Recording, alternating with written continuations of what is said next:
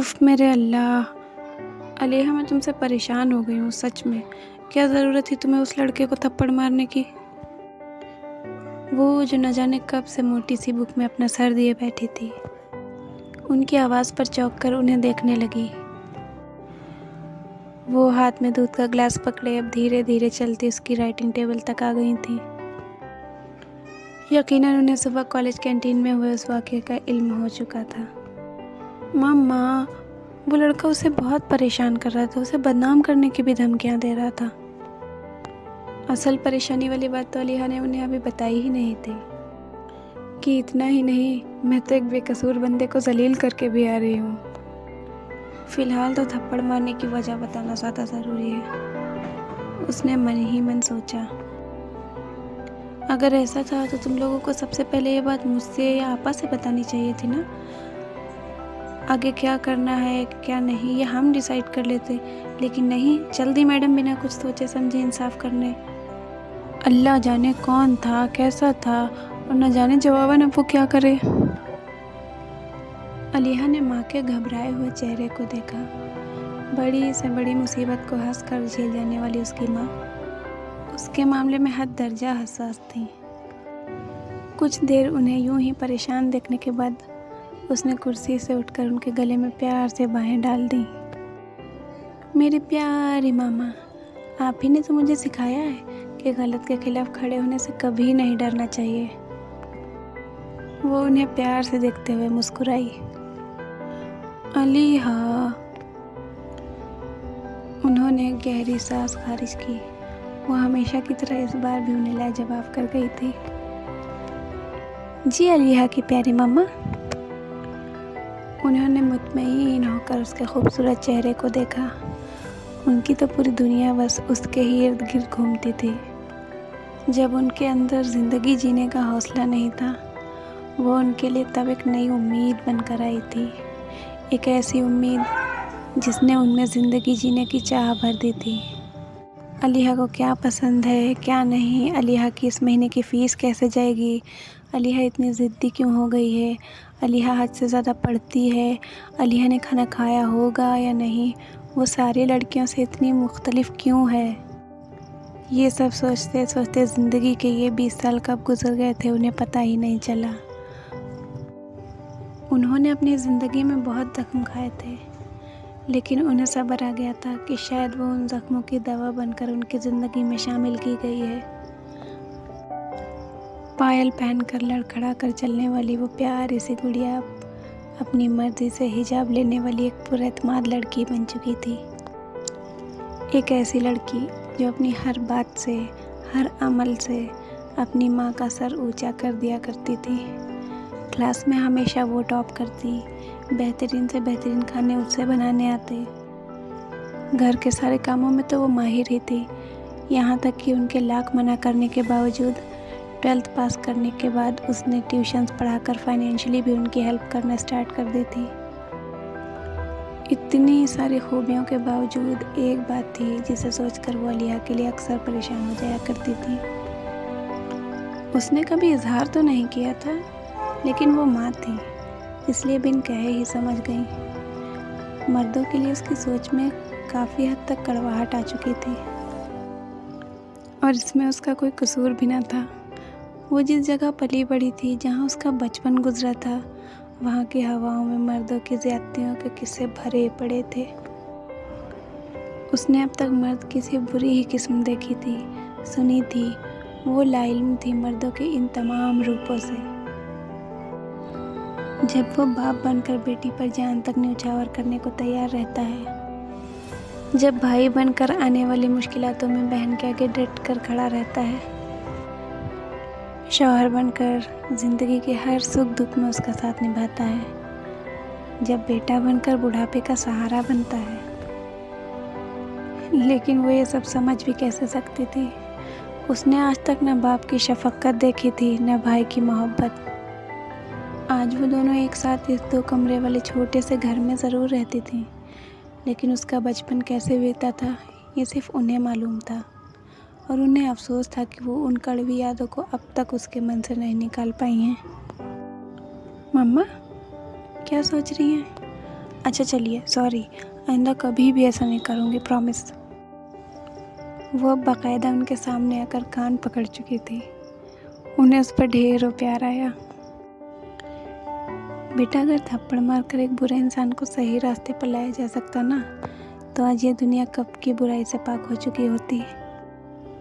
इस दुनिया में बहुत ऐसे लोग रहते हैं जो किसी को नुकसान पहुंचाने के लिए किसी भी हद तक जा सकते हैं। तुम बस मुझसे एक वादा करो, आगे से कभी भी ऐसी सिचुएशन आए ना, तो कुछ एक्शन लेने से पहले एक बार मुझे ज़रूर बताना।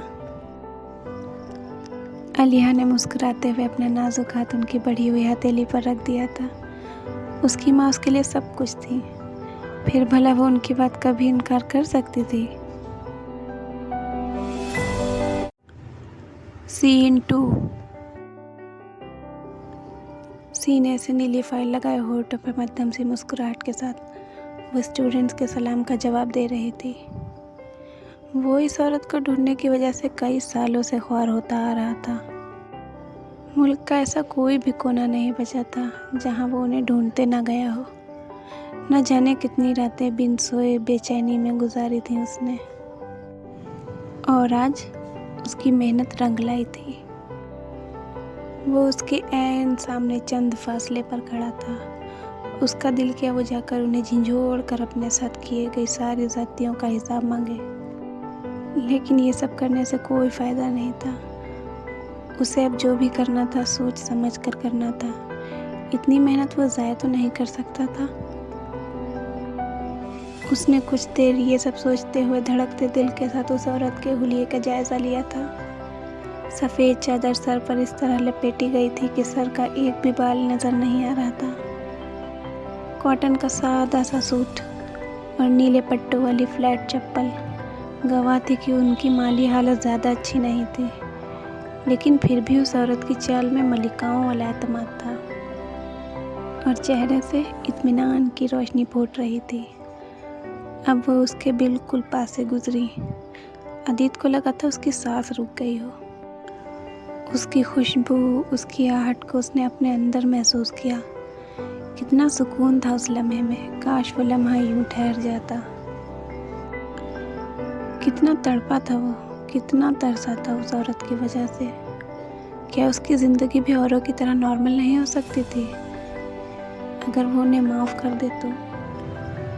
जिस आग में वो बचपन से जलता आया था वो एक लम्हे के लिए मंद पड़ी। वो कमज़ोर पड़ने लगा था, अपने मकसद से भटकने लगा था। उसने तेज़ी से अपनी गीली आंखें बंद कर लीं और मुट्ठियाँ भींच लीं। अब उसका पूरा बचपन आँखों के सामने किसी फिल्म की तरह घूमने लगा। खौफ से उसने आंखें खोल दी और अब वो बेयकीनी से उनकी पुश्त देख रहा था। उस औरत की पुश्त जिसने उसकी ज़िंदगी को जहन्नुम की आग में झोंककर खुद के लिए जन्नत चुनी थी। नफ़रत की एक लहर फिर उसकी रगों में दौड़ने लगी थी। जिस आग में मैं बचपन से जलता आया हूँ ना, उस आग में अब आप भी जलेंगे। मैं अपने बाबा से और अपने आप से आज एक और वादा करता हूँ कि कभी भी किसी भी कमज़ोर लम्हे में आकर आपको माफ़ नहीं करूँगा। अपने साथ हुई हर एक ज़्यादती का बदला लूँगा। तैयार हो जाइए नाज़रीन बानो, ये खेल आज से शुरू होता है। वो सोचते हुए तंज़िया मुस्कुराया था। सीन 3। उन्होंने चारों तरफ नज़र दौड़ाई। सामने किंग साइज बेड पर पड़ी चादर पर उभरी शिकने इस बात की गवाह थी कि यहाँ कोई आदमजात रहता है, वरना कमरे में फैला अंधेरा, ज़मीन पर बिखरी किताबों का अंबार और सिगरेट के छोटे छोटे कई टुकड़े बता रहे थे जैसे कमरा सालों से वीरान पड़ा हो। खिड़कियों को मोटे मोटे पर्दों से इस तरह ढका गया था कि रोशनी मुश्किल ही अंदर आ पा रही थी।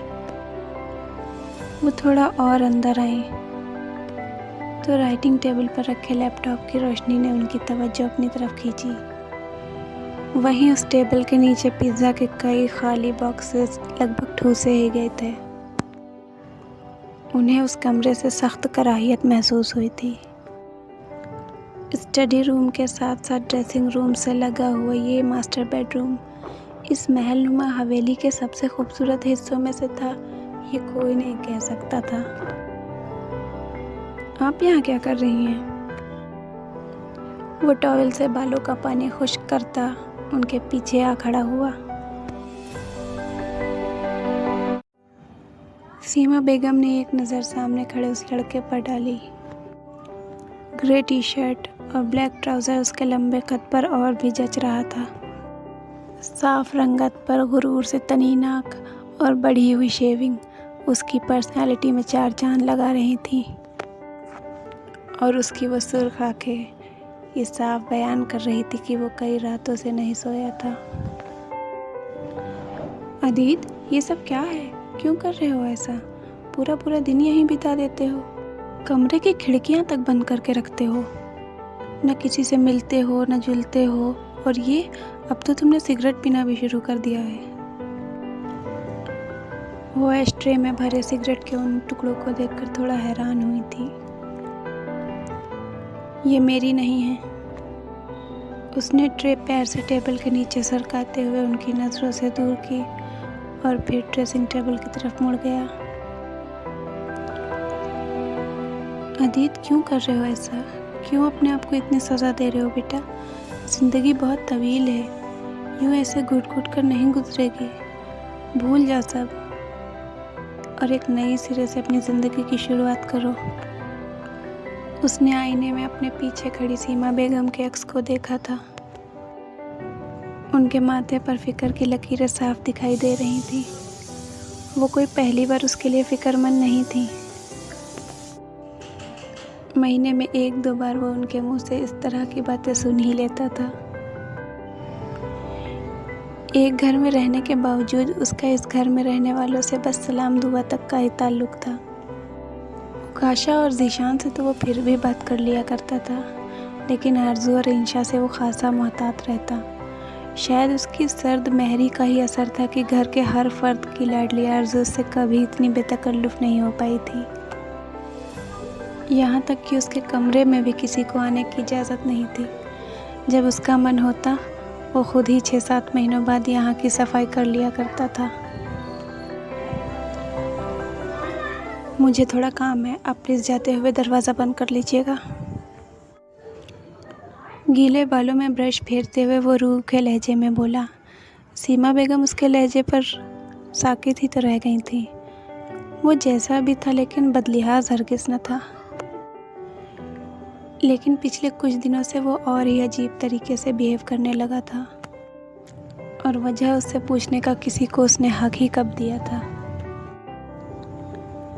वो कुछ देर यूं ही खड़ी रही, फिर मरे कदमों से उसके कमरे के बाहर आ गई थी। अपने पीछे दरवाज़ा बंद होने की आवाज़ उन्हें 20 कदमों के फासले पर भी सुनाई दी थी। सीन 4। मैं यहाँ तकरीर नहीं कर रहा हूँ कि जिसका जब दिल करे वो मुंह उठाकर अंदर घुसता चला आए। नई आवाज़ और काटदार लहजे पर अलिया के तेज़ी से आगे बढ़ते कदम थम गए। वो झटके से पीछे मुड़ी तो नज़र सानिया के लट्ठे जैसे सफ़ेद चेहरे से होते हुए सामने डाइस पर खड़े शख्स पर पड़ी। उसका इतने स्टूडेंट्स के सामने उस डाइस पर खड़े होना उसके ओहदे का चीख चीख कर ऐलान कर रहा था। अलिया ने अपने आंखों के सामने अंधेरा छाता महसूस किया, फिर संभलते हुए एक नज़र दाएं बैठे तमाम लड़कों की फौज पर डाली। उनके चेहरों की वीरानी बता रही थी कि प्रोफेसर अहमद की ये रिप्लेसमेंट उन्हें ख़ास पसंद नहीं आई थी, जबकि बाईं तरफ बैठी लड़कियों के चेहरे साफ जाहिर कर रहे थे कि वो नए प्रोफेसर की शानदार पर्सनैलिटी से पूरी तरह मुतासिर हो चुकी थी। अलिया ने फिर एक नज़र उत्तर अहमद की जगह खड़े उस शख्स को देखा। उसे तो वो शायद ही कभी भूल पाती। उस दिन सच्चाई जानने के बाद अलिया और सानिया ने उसे माफ़ी मांगने के लिए कॉलेज के हर एक कोने में ढूंढा था, लेकिन वो फिर भी उन्हें कहीं नज़र नहीं आया। और आज वो उनके सामने भी खड़ा था, तो किस रूप में? मैडम, आप ही से पूछ रहा हूँ। उसने चुटकी बजाते हुए अलिया के सामने हाथ लहराया। उसकी आंखों में अलिया को अपने लिए कोई भी जान पहचान के तासुरात नज़र नहीं आए थे। शायद वो उस दिन के थप्पड़ को भूल चुका हो। अलीहा ने सोचते हुए सुकून का सांस लिया।